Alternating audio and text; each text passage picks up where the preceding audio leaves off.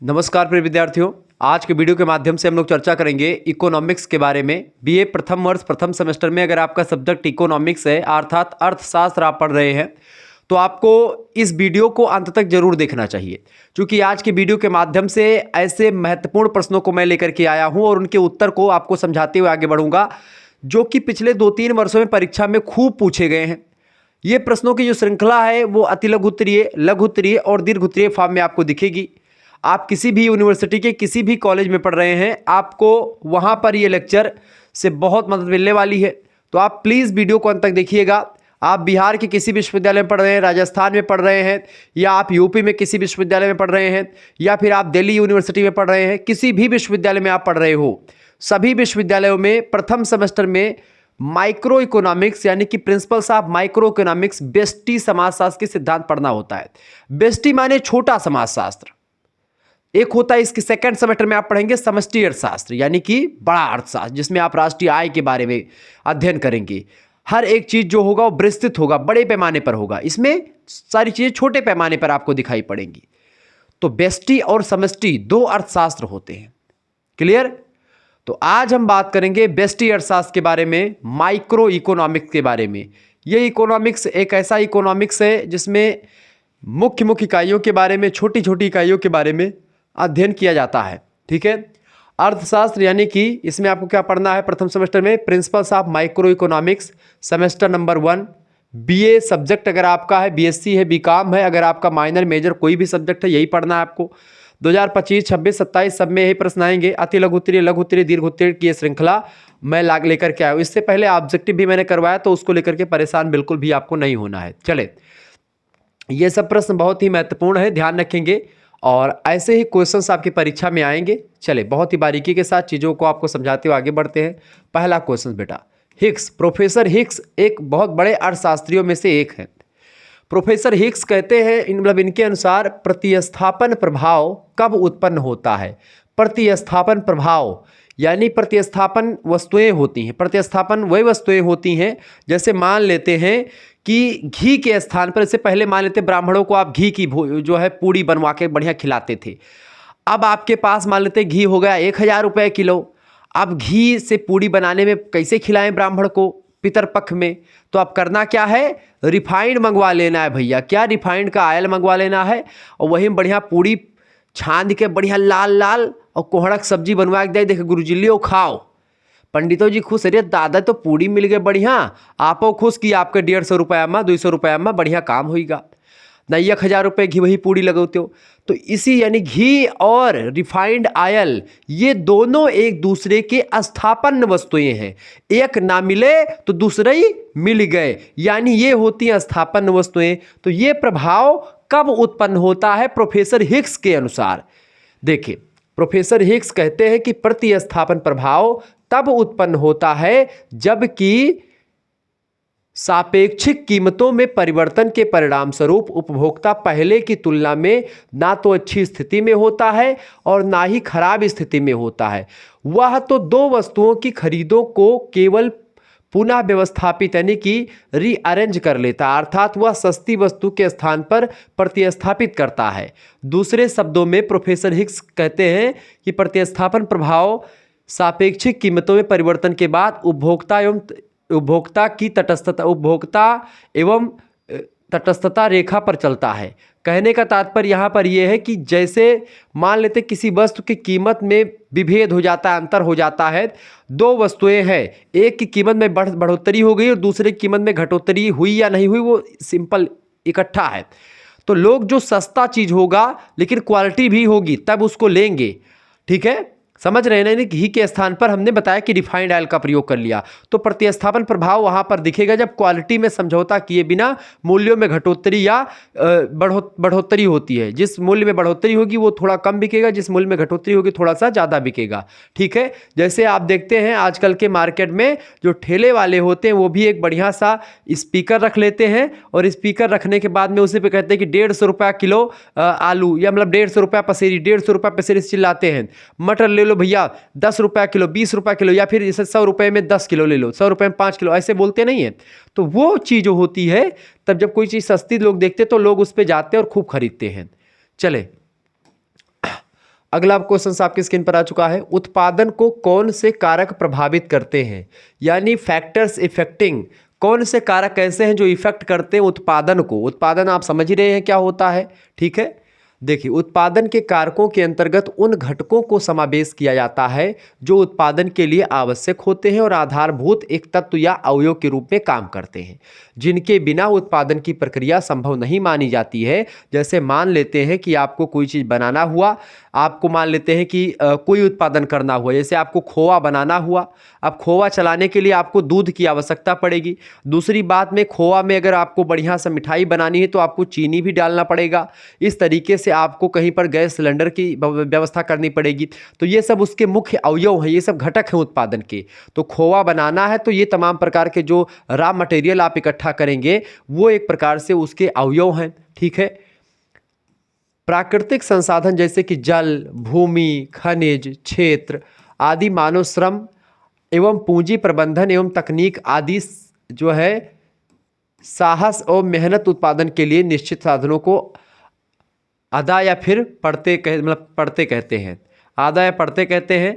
उत्पादन की प्रक्रिया के चलते वस्तुओं एवं श्रम के उत्पादन को प्रदा कहा जाता है। तो इसको अदा और उसको प्रदा कहते हैं। कुल मिलाकर कहने का मतलब ये है कि उत्पादन के कई सारे साधन होते हैं, जैसे जल, भूमि, खनिज, क्षेत्र। किसी भी क्षेत्र में उत्पादन होना है तो वहाँ पर जल की कैसी व्यवस्था है, वहाँ की भूमि कैसी है, वहाँ किन किन खनिजों का एक प्रकार से जो है खाने हैं, वह क्षेत्र कैसा है, मानव श्रम वहाँ पर मजदूर श्रमिक सस्ते मिलते हैं कि नहीं मिलते हैं, पूंजी वहाँ पर है कि नहीं है। ये तमाम प्रकार के फैक्टर्स जो होते हैं वो प्रभावित करते हैं, इफेक्ट करते हैं। क्लियर, ये बात आप ध्यान रखेंगे। अगला क्वेश्चन आ चुका, उत्पादन फलन क्या होता है। उत्पादन फलन, देखें, उत्पत्ति के विविध साधनों के द्वारा जो कुछ भी उत्पादित किया जाता है उसमें तथा उत्पत्ति साधनों में पारस्परिक सहयोग होता है।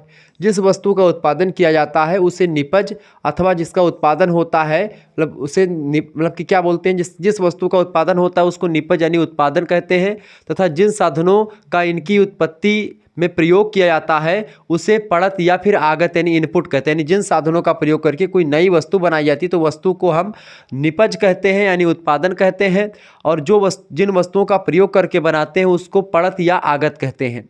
उत्पादन फलन किसी फर्म माने कोई उद्योग, उत्पादन फलन कोई उद्योग के या किसी फर्म के उत्पादों तथा पड़तों, उत्पाद मतलब जो बना प्रोडक्ट है वो, और जिन चीज़ों का प्रयोग करके बना है उसको पड़त कहते हैं, और जो बना है उसको उत्पाद कहते हैं। तो उत्पादों तथा पड़तों के बीच के संबंध को बताता है कौन, उत्पादन फलन। उत्पादन फलन बताता है कि किन किन चीज़ों से मिलकर के बना है और क्या बना है। तो किन किन चीज़ों से मिलकर के बना और क्या बना, इन दोनों के बीच के संबंध को बताता है उत्पादन फलन, ठीक है, ध्यान रखेंगे। दूसरे शब्दों में किसी फर्म के उत्पादों यानी किसी कंपनी या किसी उद्योग के उत्पादों तथा पड़तों के बीच संबंध को उत्पादन फलन कहते हैं। उत्पादन फलन को इस प्रकार परिभाषित किया जा सकता है जैसे कि पारिविधिक ज्ञान की दी हुई स्थिति में एक दिए हुए समय में किसी फर्म का उत्पादन फलन पड़तों तथा उत्पादन के समस्त संभव संयोगों तथा प्रत्येक संयोग से संबंधित उत्पादन के बीच भौतिक संबंध को दर्शाता है, व्यक्त करता है। संक्षेप में कह सकते हैं कि उत्पादन फलन उत्पादन संभावनाओं की एक सूची होती है, ठीक है। सैमुअल्सन, प्रोफेसर सैमुअल्सन बड़े अच्छे विद्वान हैं, कहते हैं कि उत्पादन फलन वह प्राविधिक संबंध होता है जो यह व्यक्त करता है कि पड़तों अर्थात साधनों के प्रत्येक विशेष समूह के द्वारा कितना उत्पादन किया जाता है, ठीक है, या किसी दी हुई प्राविधिक ज्ञान की स्थिति के लिए परिभाषिक या संबंधित होता है। प्रोफेसर लेफ्टविच नाम के एक विद्वान हैं, अर्थशास्त्री हैं, ये कहते हैं कि उत्पादन फलन शब्द उस भौतिक संबंध के लिए प्रयुक्त होता है। संबंध किसका, जो उत्पादन है, जो पड़ते हैं, उन दोनों के बीच के संबंध को दर्शाता है, जो किसी फर्म के साधनों की इकाइयों अर्थात पड़तों और प्रति इकाई समय के अनुसार वस्तुओं और सेवाओं यानी उत्पादनों के बीच पाया जाता है। किन वस्तुओं का प्रयोग करके वस्तु बनाई जा रही है और कौन सी वस्तु बन रही है, इन दोनों के बीच में जो संबंध होता है उसी को उत्पादन फलन कहते हैं। ये बात आप ध्यान रखेंगे, ठीक है। आगे देखते हैं, अगला क्वेश्चन आपकी स्क्रीन पर आ चुका है, फटाफट से आप देखने का प्रयास करेंगे।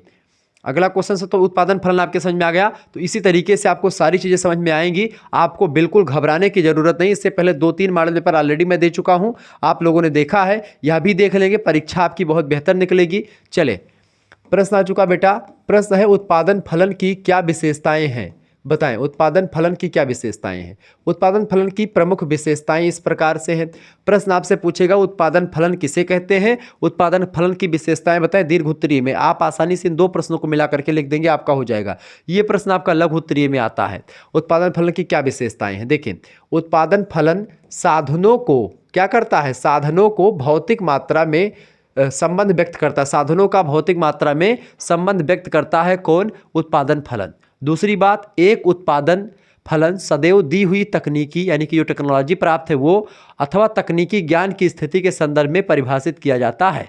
प्रत्येक फर्म का उत्पादन फलन प्राविधिक ज्ञान की स्थिति द्वारा निर्धारित किया जाता है और तकनीकी सुधार होने से एक नवीन उत्पादन फलन प्राप्त हो जाता है। ठीक है। तीसरी विशेषता, उत्पादन फलन को सदैव एक दिए हुए समय में अथवा प्रति इकाई समय के संदर्भ में ही व्यक्त किया जाता है। चौथी विशेषता यह है कि उत्पादन फलन की जो नेचर होता है, जो प्रकृति होती बेटा, उसको जानने के लिए यह समझना सबसे जरूरी होता है कि उत्पादन में परिवर्तन करने के लिए बढ़ती मात्रा में किस प्रकार परिवर्तन किया जाए। कुल मिलाकर के ये एक प्रकार से विशेषताएं होती हैं उत्पादन फलन की। मेरे हिसाब से उत्पादन फलन के बारे में आपने एक थोड़ी बहुत जानकारी आपके दिमाग में रुकी होगी, उसी थोड़ी बहुत जानकारी का प्रयोग करके आप बना करके भी लिख देंगे, एग्जाम में आपको नंबर मिलेगा। ठीक है, एक बार पुनः वीडियो को देखेंगे, सारी चीज़ें समझ में आती रहेंगी। चूंकि मैं रिवीजन क्लास करवा रहा हूँ इस वजह से थोड़ा सा बहुत सारे क्वेश्चंस हैं, समय भी अभाव है, समय की कमी है, इस वजह से थोड़ा सा मैं फिर से अगर इसको पढ़ूंगा तो समय ज़्यादा लग जाएगा, तो आप दोबारा वीडियो देख सकते हैं। ठीक है। और हमारे यहाँ पर तो काफ़ी बच्चे इतने होशियार हो गए हैं कि वो कमेंट करते हैं कि जो है legend are watching after 1 day exam या 1 आवर ऑफ एग्ज़ाम, मतलब 1 घंटे पहले हम देख रहे हैं वीडियो को। कोई बच्चा तो कमेंट करता है कि गुरुदेव जो है कौन कौन कमेंट करते हैं, कौन कौन 2x में देख रहा है। 2x का मतलब होता है जैसे कि सामान्य तरीके से मैं बोल रहा हूँ, ये आपको स्पष्ट तरीके सुनाई पड़ रहा है। कुछ बच्चे ऐसे करते हैं कि उसको वीडियो को भगा करके 2x, तो हमारी आवाज़ ऐसे निकलेगी। उत्पादन फलन क्या होता है, उसमें चलेंगे, ये करेंगे, वो करेंगे, ऐसे आवाज़ निकलेगी, मतलब बहुत फास्ट आवाज़ निकलेगी, यानी एक नॉर्मल अवस्था से दुगनी आवाज़ तीव्र गति से निकलेगी। कुछ बच्चे ऐसे सुनते हैं, कार्टून जैसी आवाज़ हो जाती होगी फिर तो। ठीक है, तो यहाँ पे समझे, यहाँ पे आपको करना क्या है, अगर आपको PDF नोट्स प्राप्त करनी है 91 61 93 60 62, ये हमारा नंबर है, इसी पर आपको SMS कर देना है अपना नाम, ठीक है, अपनी यूनिवर्सिटी का नाम और अपने सब्जेक्ट की नेम आपको लिख करके SMS कर देना है। आपके पास एक स्कैनर सेंड किया जाएगा, उसी स्कैनर पर आपको मात्र और मात्र 100 रुपीज़ पेमेंट कर देने होंगे। उसके बाद में आपको ग्रुप से जोड़ दिया जाएगा। ग्रुप से जुड़ने के साथ साथ आपको यहाँ पर सभी सब्जेक्ट की PDF मिल जाएगी। ठीक है, सभी सब्जेक्ट की, और सभी सब्जेक्ट के साथ ही साथ जो बच्चे मान लेते फर्स्ट सेमेस्टर में अगर आपका पेपर हो रहा तो फर्स्ट सेमेस्टर का आपका 100 रुपये लगेगा।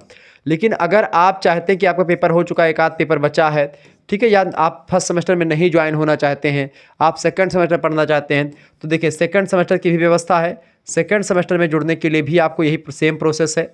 इस पर SMS करें, नाम, यूनिवर्सिटी नाम, सब्जेक्ट नेम। उसके लिए सेकंड सेमेस्टर में जुड़ने के लिए भी मात्र 100 रुपीज़ चार्ज आपके लिए रखे गए हैं। ठीक है, तो 100 रुपीज़ चार्ज आपके सेकंड सेमेस्टर में ज्वाइन होने के लिए रखे गए हैं। लेकिन अगर आपका एक आध सब्जेक्ट से इकोनॉमिक्स का केवल सब्जेक्ट आपका बचा हुआ है और आप फर्स्ट सेमेस्टर में हैं और फर्स्ट सेमेस्टर का भी इकोनॉमिक्स का भी PDF चाहते हैं, तो ऐसे में आपको 150 रुपीज़ करने पड़ेंगे, जिससे आपको फर्स्ट सेमेस्टर और सेकंड सेमेस्टर दोनों में जोड़ दिया जाएगा मात्र 150 रुपये में। तो ये अभी ऑफर चल रहा है, ठीक है, फर्स्ट सेमेस्टर आपका और सेकंड सेमेस्टर के ग्रुप में भी आपको जोड़ जाएगा, तो 150 रुपीज़ उसकी पड़ेंगे, ये बात आप ध्यान रखेंगे। तो ये आप स्क्रीनशॉट ले सकते हैं इसका, जल्दी जल्दी लीजिए स्क्रीनशॉट भाई, जल्दी जल्दी लीजिए स्क्रीनशॉट। 91 61 93 60 62 इस पर SMS करना है। अगर आपका एक सब्जेक्ट बचा हुआ है या को करिकुलर बचा हुआ है तो ऐसे में आपको 150 रुपये पे करने पड़ेंगे। सेकंड सेमेस्टर में भी आपको जोड़ दिया जाएगा। लेकिन अगर आपके 3-4 सब्जेक्ट हैं, 3 सब्जेक्ट लगभग मिनिमम 3 या 2 सब्जेक्ट आपके हैं, तो आप कोर्स में ज्वाइन होंगे तो 100 रुपीज़ लगेंगे। एक आध सब्जेक्ट बचा हुआ है तो उसका आपका, या 2 सब्जेक्ट बचे हुए हैं तब भी आपको 150 में दोनों आपको प्रोवाइड करवा दिया जाएगा। ठीक है, चले आगे बढ़ते और भी चीज़ों को जानने का प्रयास करते हैं। तो जिन बच्चों को जुड़ना है वो जुड़ सकते हैं हमारे साथ। अगला प्रश्न आपके स्क्रीन पर आ चुका है, पूर्ण प्रतियोगिता। पूर्ण प्रतियोगिता को परिभाषित कीजिए। पूर्ण प्रतियोगिता क्या होती है? देखिए किसी बाजार में, जैसे कि आप आजकल के बाजार में देखते हैं, जैसे किसी बाजार में गए, एक तरफ से देख रहे हैं मोबाइलिए की दुकान है तो कम से कम 10-12 मोबाइल की दुकान, कहीं पर गए तो कहीं मेडिकल तो कहीं लगभग 10-12 मेडिकल हैं। यानी वहाँ पर पूर्ण प्रतियोगिता होती है, जहाँ पर एक ही मार्केट मतलब एक ही वस्तु की कई दुकानें होती हैं। तो वहाँ पर जो दुकानदार होता है, जो विक्रेता होता है, वह किसी दाम का मूल्य बढ़ा घटा करके नहीं बेच सकता, उनके मूल्य स्थिर रहते हैं। और ऐसे में जो उपभोक्ता होते हैं उनको एक प्रकार से लाभ भी मतलब उनको घाटा नहीं होता। ठीक है, ये बात ध्यान रखेंगे। पूर्ण प्रतियोगिता के अंतर्गत कोई भी क्रेता माने खरीदार, विक्रेता माने बेचने वाला, तो कोई भी क्रेता या विक्रेता व्यक्तिगत रूप से बाजार मूल्य को प्रभावित नहीं करता है। वस्तु का एक ही मूल्य होता है। क्या होता है? वस्तु का एक ही मूल्य होता है भैया। क्लियर, यह बात आप ध्यान रखेंगे, इसमें कोई घटा बढ़ा नहीं होता। श्रीमती जॉन रॉबिन्सन एक बड़ी अर्थशास्त्री हैं, इन्होंने कहा कि पूर्ण प्रतियोगिता उस सिचुएशन को कहते हैं या वह दशा होती है जबकि प्रत्येक उत्पादक के उत्पादन की मांग पूर्णतया लोचदार होती है। इसका अर्थ है कि प्रथम विक्रेताओं की संख्या बहुत अधिक होती है, जिससे किसी एक विक्रेता का उत्पादन वस्तु के कुल उत्पादन का एक वस्तु का थोड़ा भाग होता है, तथा दूसरे सभी ग्राहक प्रतियोगी विक्रेताओं के बीच चुनाव करने की दृष्टि से समान होते हैं, जिससे बाजार पूर्ण हो जाता है। कहने का मतलब यह कि बाजार में किसी प्रकार की लूटमारी, घूसखोरी ये सब नहीं हो पाएगी। ठीक है, यह बात आप ध्यान रखेंगे। आगे बढ़ते हैं और भी चीज़ों को जानने का प्रयास करते हैं। फटाफट से एक बार वीडियो को लाइक कर दीजिएगा, चैनल पर नए हैं तो सब्सक्राइब भी कर दीजिएगा। चले, अगला क्वेश्चन आपकी स्क्रीन पर आ चुका है। प्रश्न है, अनुकूलतम फर्म की महत्वपूर्ण विशेषताएं बताएं। अनुकूलतम फर्म माने क्या होता है? उद्योग कोई। अनुकूलतम माने जो अनुकूल हो। ठीक है, देखिए अनुकूलतम फर्म की विशेषताएं कई सारी हैं। पहली विशेषता, अनुकूलतम फर्म न्यूनतम औसत लागत पर उत्पादन करती है, यानी कि बहुत कम लागत होती है और इसी पर वो अनुकूलतम फर्म जो होती है वो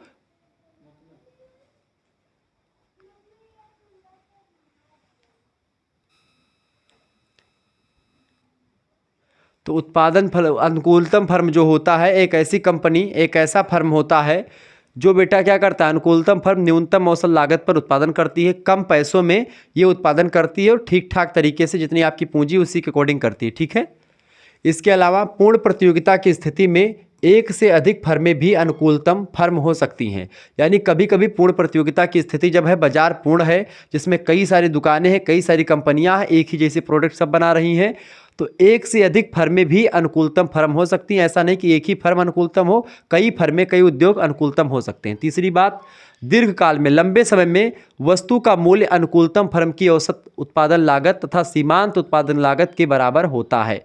ये अनुकूलतम फर्म की कई विशेषताएं हैं जो मैंने आपको बताई। आगे देखते हैं, अगला क्वेश्चन आपकी स्क्रीन पर आ चुका। प्रतिनिधि फर्म क्या होती है? प्रतिनिधि फर्म, अनुकूलतम फर्म तो समझ में आ गया, इसका क्या महत्व है? प्रतिनिधि फर्म, प्रोफेसर मार्शल, बहुत बड़े विद्वान हैं प्रोफेसर मार्शल अर्थशास्त्र के, कहते हैं इन्होंने प्रतिनिधि फर्म की परिभाषा नहीं की, जो रिप्रेजेंटेटिव जो फर्म होता है इसके बारे में कहते हैं कि प्रतिनिधि फर्म एक ऐसी फर्म होती है जिसका काफ़ी लंबा जीवन रहा हो, जिसे पर्याप्त सफलता मिल चुकी हो, जिसका प्रबंध सामान्य योग्यता के द्वारा किया जाता हो तथा जिसे उत्पादन की कुल मात्रा के परिणाम स्वरूप सामूहिक उत्पत्ति के बाह्य तथा आंतरिक बचतें प्राप्त होती हैं, जबकि उत्पादित वस्तुओं की किस्म या श्रेणी, उनके विक्रय की दशाओं तथा आर्थिक वातावरण को ध्यान में रखा जाता है। जैसे कि मान लेते हैं उत्पादन में, जैसे रिलायंस कंपनी थी, अब रिलायंस से फिर जियो बना, तो ये एक प्रकार से प्रतिनिधि फर्म हो सकती है। यह बात आप ध्यान रखेंगे। क्लियर, आगे बढ़ते और भी चीज़ों को जानने का प्रयास करते हैं। फटाफट से वीडियो को लाइक कर दीजिएगा और शेयर भी करते रहेंगे। अगला क्वेश्चन आ चुका बेटा, अपूर्ण प्रतियोगिता का क्या अर्थ है और इसके क्या कारण हैं?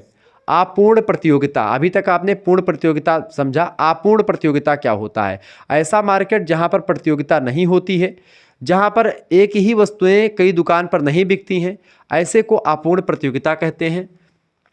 मीनिंग ऑफ इम्परफेक्ट कंपटीशन, अपूर्ण प्रतियोगिता का अर्थ है पूर्ण या विशुद्ध प्रतियोगिता के अपूर्णताओं की उपस्थिति, अर्थात जब पूर्ण प्रतियोगिता की दशाओं में से किसी भी दशा का कमी या अभाव हो जाता है, पूर्ण प्रतियोगिता की किसी भी चीज़ का अभाव या कमी हो जाती है तो अपूर्ण प्रतियोगिता उत्पन्न हो जाती है।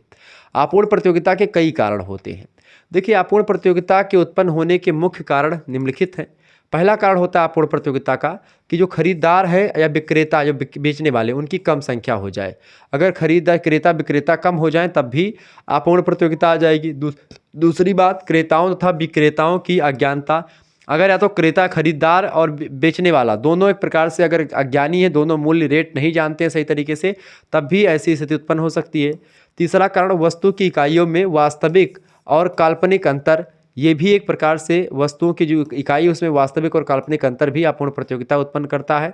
साथ ही साथ में क्रेता की यानी जो खरीदार है, ठीक है, उसकी सुस्ती अगर है, क्रेता नहीं जानता, किसी का मूल्य नहीं जानता, वो एक प्रकार से बस सुस्त है कि भाई पैक कर दो, ऐसे सामान हम ले चले जाएंगे, तो उसको वैसे ही वो बढ़िया से पहना देते हैं।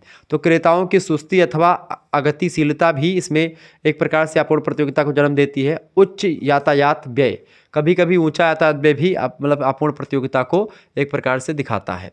तो इस तरीके से अपूर्ण प्रतियोगिता के सब कारण हैं, ठीक है। अपूर्ण प्रतियोगिता, जहाँ पर पूर्ण प्रतियोगिता की जो सिचुएशन होती है उसमें किसी की भी कमी होती है, वही सिचुएशन अपूर्ण प्रतियोगिता कहलाती है। तीसरा होता है एकाधिकार। एकाधिकार तब होता है जैसे मान लेते हैं किसी बाज़ार में, छोटे मोटे बाज़ार में किसी एक व्यक्ति के पास में किसी एक चीज़ की एजेंसी होती है। कोरोना काल में एजेंसी वालों ने बहुत पैसा कमाया। जैसे हमारे इधर कई सारे एजेंसी कार थे हमारे मार्केट में, तो जैसे एक गुटखा आता है, वो गुटखे के मैं नाम नहीं लूँगा, वो पान मसाला होता है खाने का, तो उसका जिसके पास वो था उसने डंप कर लिया सारा माल। अब जब डंप कर लिया तो चूंकि वही पूरे मार्केट का सप्लायर है उस गुटखे का, अब उस गुटखा लोग उस क्षेत्र में बहुत पसंद है, लोग उसकी डिमांड कर रहे हैं। वो गुटखा 1 रुपये के 2 बिकता था, कोरोना काल में वह गुटखा जो है 2 रुपये का 3 बिकने लगा, फिर 10 रुपये का 4 बिकने लगा। लेकिन लोगों ने खाना बंद नहीं किया, ठीक है। लोग एकदम से शटर उठवा उठवा करके लेते थे जब कोरोना काल चल रहा था, ठीक है। तो ये सब चीज़ें, तो चूंकि जब उस मार्केट पर उसका एकाधिकार है तो वही गुटखा वो चाहे 10 रुपये में बेचे, चाहे 5 रुपये में बेचे, कोई दूसरा जब उसमें नहीं है उसका टक्कर देने वाला, वही अकेले है, तो उसका एकाधिकार है पूरे मार्केट पर। तो जैसा रेट चाहेगा वैसा रेट में वो बेचेगा, हम आप उसमें कुछ नहीं कर पाएंगे। एकाधिकारी प्रतिस्पर्धा क्या है, इसकी मुख्य विशेषताएं बताएं। एकाधिकारी प्रतियोगिता बाजार का वह रूप है जिसमें कि बहुत सी छोटी फर्में होती हैं और उनमें से प्रत्येक फर्म मिलती जुलती वस्तुएं बेचती हैं, परंतु वस्तुएं एक रूप नहीं होती। वस्तुओं में थोड़ी भिन्नता या भेद यानी डिफरेंस होता है वस्तुओं में। तो इसी वजह से वहाँ पर वो प्रत्येक वस्तु, इसे मान लेते हैं कि कई कंपनी है, लेकिन एक कंपनी इसे मान लेते हैं कोई दूसरा कंपनी बेच रही है, दूसरा कंपनी, तो उस क्वालिटी सबकी एक सेम नहीं होती है, ठीक है। तो पहले स्वतंत्र रूप से कार्य करने वाली विक्रेताओं की अधिक संख्या जब कभी कभी हो जाती है। दूसरी बात, वस्तु विभेद या वस्तु विभिन्नता, फर्मों का स्वतंत्र प्रवेश, गैर मूल्य प्रतियोगिता। तो ऐसी स्थिति में एकाधिकार प्रतिस्पर्धा उस मार्केट में हो जाती है, ठीक है। ये बात आप ध्यान रखेंगे। आगे बढ़ते हैं। अगला क्वेश्चन आपकी स्क्रीन पर आ चुका है, फटाफट से वीडियो को लाइक भी कर दीजिएगा, चैनल पर अगर नए हैं बेटा तो सब्सक्राइब कर दीजिएगा। चलिए अगला क्वेश्चन आ चुका है, विभिन्न प्रकार के व्यवसायों में मजदूरी की दरों में भिन्नता के क्या कारण हैं। यानी कि अलग अलग व्यवसाय में मजदूरी की जो दर होती है, मजदूरी का जो रेट होता है, उसमें भिन्नता यानी अलगाव क्यों दिखता है। जैसे कहीं पर कोई दूसरा रेट चल रहा है, कहीं पर दूसरा रेट चल रहा है, तो इसके कई कारण हैं। पहला कारण है विभिन्न व्यवसायों में कार्यरत श्रमिकों की कार्यकुशलता में अंतर होता है। जैसे मान लेते हैं खदानों में काम करने वाले व्यक्तियों का मेहनत ज़्यादा पड़ता तो उनका रेट ज़्यादा होगा। खेतों में एक प्रकार से सिंचाई करने वाले मजदूर का रेट थोड़ा सा कम होगा। ईंटा गारा देने वाले का, जो एक प्रकार से ईंटा ढो ढो करके ला रहा है, ईंट जिसको कहते हैं, ईंट ढो करके ला रहा है, जो लेबरई कर रहा है उसको 400 रुपये या 300 रुपये मिलता है एक दिन का, और जो मिस्त्री है उसको 600 रुपये 700 रुपये एक दिन का मिलता है। चूँकि उसके पास वो दिमाग का प्रयोग कर रहा है और बल का भी प्रयोग कर रहा है, वो सहाऊ सूद भी लगा रहा है और कन्नी से मसाला भी रख करके ईंटे को जोड़ रहा है। यानी सभी का कार्यकुशलता, सभी के काम करने की क्षमता, सभी की दर, सभी का बुद्धि, सभी के एक प्रकार से काम करने की शैली और स्पीड अलग अलग होती है, ठीक है। तो यही होता है अंतर। दूसरा कारण है विभिन्न व्यवसायों में कार्य की जो प्रकृति यानी नेचर होता है कार्य करने का, वो अलग अलग होता है, तो रेट भी अलग अलग होना स्वाभाविक सी बात है। तीसरा अंतर, तीसरा कारण, कुछ व्यवसायों में अतिरिक्त अन्य लाभ मिलते हैं जबकि कुछ व्यवसायों में लाभ नहीं मिलते हैं, तो इसकी वजह से भी घटोतरी बढ़ोतरी होती रहती है। भविष्य में प्रगति के अधिक अवसर होने वाले व्यवसायों में कम मजदूरी पर कार्य किया जाता है। जैसे कुछ लोगों को पता है कि भविष्य में इसमें हमारा अच्छा मिलेगा या और हमको प्रॉफिट हो सकती है, तो ऐसे में लोग वहाँ पर कम पैसे में काम कर लेते हैं, लेकिन जब भविष्य का उनको वो नहीं रहता तो वो कहते हैं कि नहीं हम इतने में ही काम करेंगे। पांचवी बात, सामाजिक प्रकृति वाले व्यवसायों में मजदूरी की दर प्रायः कम होती है। जो सामयिक यानी से 1 घंटा काम करना, 2 घंटे काम करना, 7 घंटे, तो वहाँ पर कम होता है।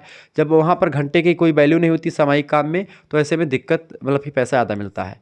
ऐसे व्यवसायों में जहाँ प्रशिक्षण प्राप्त कर्मचारियों की नियुक्ति होती है, मजदूरी अधिक रहती है। यानी कि जहाँ पर आपको एक प्रकार से पहले ट्रेनिंग मिलती है, ट्रेनिंग के बाद में आप काम करते हैं, तो वहाँ पर आपकी मजदूरी भी ज़्यादा होती है। सातवां कारण है विभिन्न प्रकार के व्यवसाय में मजदूरी की दर अलग अलग होने का, कि कार्य और अवकाश यानी कि कार्य करने का दिन और छुट्टी के दिनों में अंतर रहने पर मजदूरी की दर में भिन्नता पाई जाती है, कि मतलब कितने दिन की छुट्टी रहती है, ये सब सब देखा जाता है। आठवीं बात, सामूहिक सौदाकारी शक्ति अधिक रहने पर मजदूरी की दर भी अधिक रहती है। इसके अलावा अधिक दायित्व वाले व्यवसायों में मजदूरी की दर अपेक्षाकृत ऊंची रहती है। तो अगर आपका अधिक दायित्व है, आपका अधिक एक प्रकार से भूमिका निभाते हैं, तो आपकी मजदूरी अधिक होती है। अगर आप कम भूमिका निभाते तो आपकी मजदूरी कम होती है। अगला क्वेश्चन, प्रश्न आ चुका, आर्थिक लगान, इकोनॉमिकल लगान से आप क्या समझते हैं? देखिए, आर्थिक लगान एक अधिक या बचत के रूप में प्राप्त होता है। सामान्य शब्दों में हम कह सकते हैं कि केवल भूमि प्रयोग के लिए दिया जाने वाला लगान आर्थिक लगान कहलाता है। भूमि मतलब कि जैसे पहले लगान दिया जाता था, पहले ऐसे जिसका खेत होता था 5 एकड़ से ज़्यादा या कुछ एकड़ से ज़्यादा, 5 एकड़ से ज़्यादा, तो उसको लगान देना पड़ता था, सरकार आती थी। हमारे दादाजी भी लगान दिया करते थे एक ज़माने में, ठीक है, जब लगान चलती थी। फिर उसके बाद धीरे धीरे क्या हुआ कि भाई खेत वो तमाम अलग अलग हो गए, नाम दूसरों के, तो ऐसे में फिर कम हो गया, लगान वाली प्रथा ही खत्म हो गई।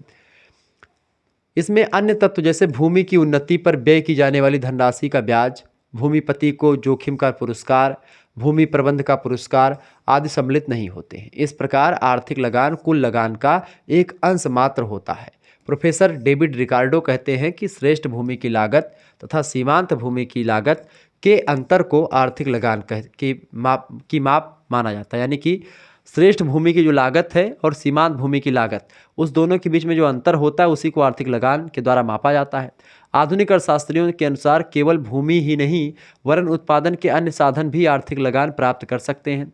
उनकी दृष्टि में आर्थिक लगान साधन की अवसर लागत यानी जो अपॉर्चुनिटी कॉस्ट होती है उसके ऊपर अधिक या बचत होती है। जैसे मान लेते उसने जो पैसा लगाया कंपनी पर, और पैसा लगाने के बाद में वो जो लाभ कमा रहे हैं वो लगान के रूप में भी हो सकता है, तो उसमें कुछ सरकार को भी देते, कुछ अपना रखते हैं।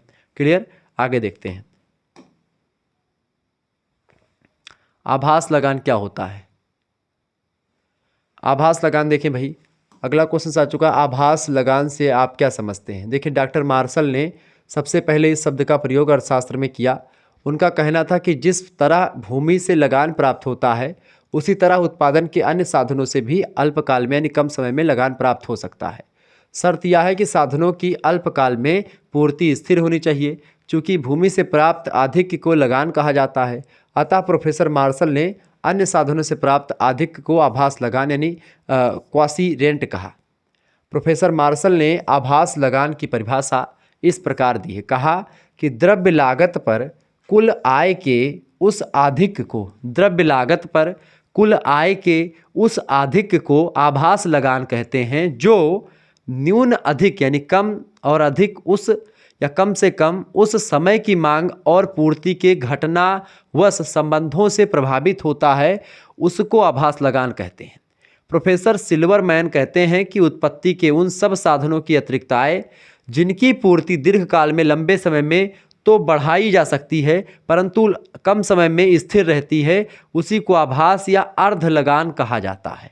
ठीक है, तो इस तरीके से आभासी लगान या अर्ध लगान को इन लोगों ने परिभाषित किया। वस्तुतः इन परिभाषाओं को पढ़ने के बाद में हम कह सकते हैं कि आभास लगान यह सूचित करता है, यह बताता है कि कोई मशीन या पूंजीगत वस्तुओं की अल्पकाल में कम समय में आय उसके संचालन की अल्पकालीन लागत से कितनी अधिक है, यानी कितना उसने पैसा लगाया किसी कंपनी को बनाने में, किसी प्रोडक्ट को बनाने में, तो कितना पैसा उसने लगाया है, ठीक है, और वह पैसा, जितना पैसा उसने लगाया है उस पैसे से उसने कितना पैसा कमाया है, उन दोनों के बीच सार रूप में आभास लगान अल्पकालीन लागत के ऊपर एक प्रकार की अल्पकालीन बचत होती है, यानी कितना लगाया है उसमें कितना बच रहा है वही होता है। ठीक है, ये बात ध्यान रखेंगे।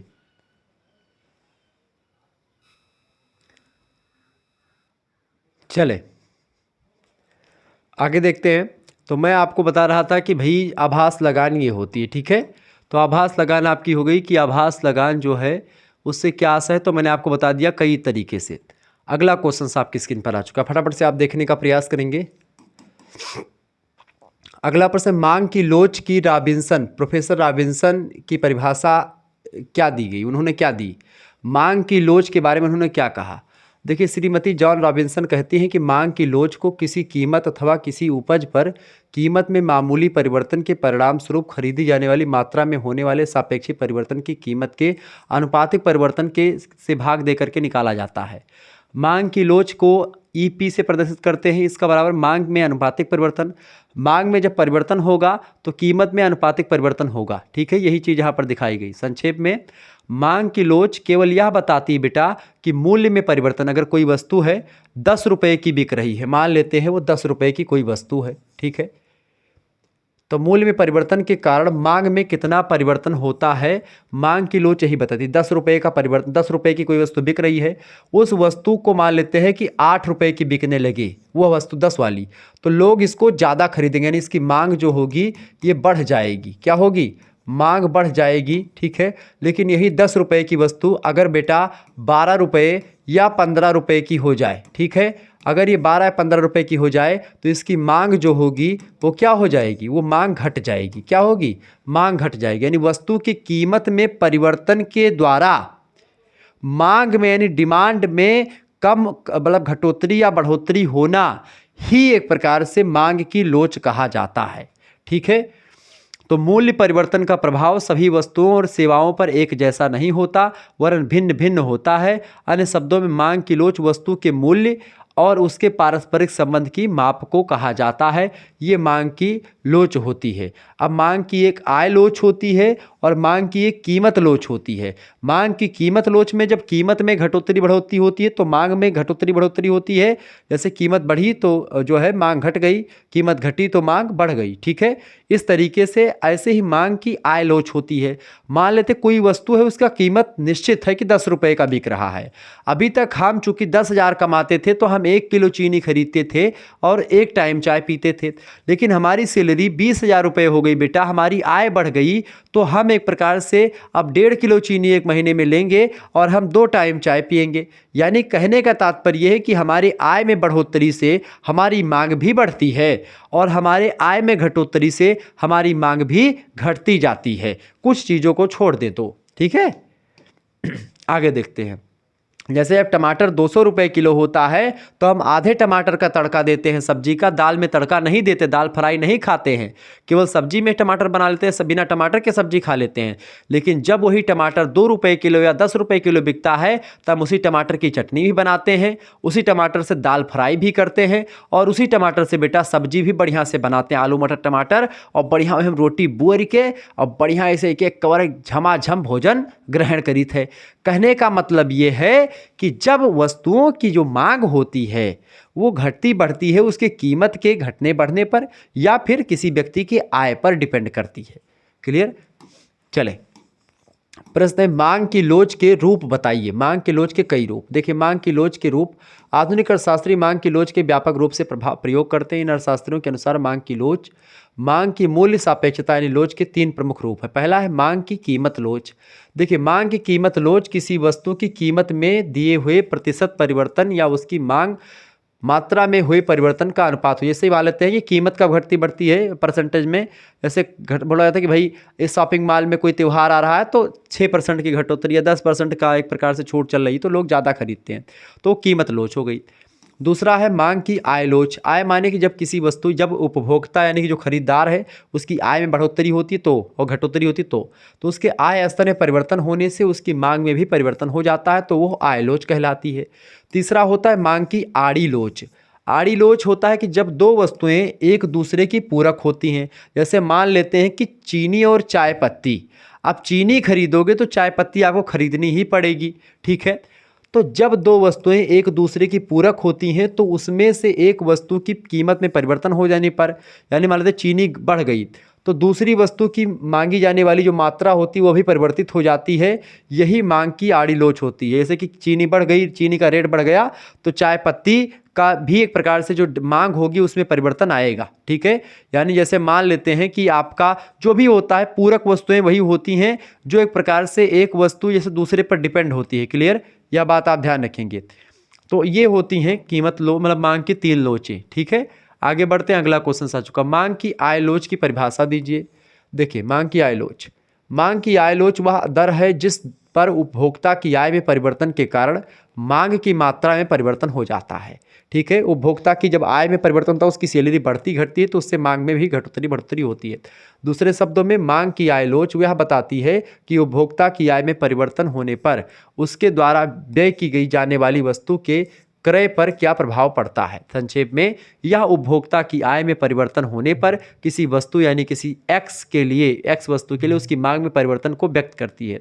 इसकी परिभाषा इस प्रकार की जा सकती है कि आय प्रतिशत परिवर्तन से वस्तु एक्स की मांग मात्रा में प्रतिशत परिवर्तन का अनुपात मांग की आय लोच कही जाती है। बेसिकली यही है। ठीक है, आगे बढ़ते हैं, अगला क्वेश्चन आपकी स्क्रीन पर आ चुका है, फटाफट से आप देखने का प्रयास करेंगे। प्रश्न आ चुका है, मांग की आय लोच का क्या महत्व है, इंपॉर्टेंस क्या है इसका। देखिए, मांग की आय लोच का सिद्धांत आवश्यक और अनावश्यक वस्तुओं में अंतर करने में सहायता करते हैं। सामान्यतः विलासिता संबंधी वस्तुओं की मांग की आय लोच अधिक होती है और आवश्यक वस्तुओं की मांग की आय लोच कम होती है। जैसे मान लेते चीनी चाय पत्ती तो डेली रोजमर्रा की चीज़ें हैं, तो आपका पैसा घटे या बढ़े तो उससे फर्क नहीं पड़ता, बहुत कम फर्क पड़ता है। ऐसे आपका पैसा बढ़ गया या घट गया तो भाई चीनी कितना खरीद लेंगे आप, जितना आपकी खपत होगी। एक टाइम चाय पत्ती 2 टाइम पियेंगे, इससे ज़्यादा तो नहीं पियेंगे ना, कि दिन भर चाय पियेंगे, ऐसा तो नहीं है ना। यानी लेकिन जब आपके पास पैसा खूब दबा के होता तो विलासितापूर्ण, जैसे कि मान लेते हैं आप सोचेंगे कि चलो भाई एसी लगवा ली, चलो भाई थोड़ा सा नौटंकी बंधवा ली ब्याहे में, ठीक है, आर्केस्ट्रा बंधवा ली।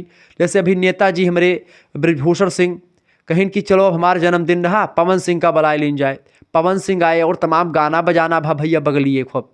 तो ये सब क्या होता है, ये सब एक प्रकार से जब पैसा खूब दबा के होता टटिया, मतलब खूब ज़्यादा पैसा होता है, खूब अघायक पैसा हुआ है, बोरा भरी भर पैसा आवत है, तो पैसा खर्च करें में कोनो टेंशन नहीं, तमाम विलासितापूर्ण आप वर्क कर सकते हैं।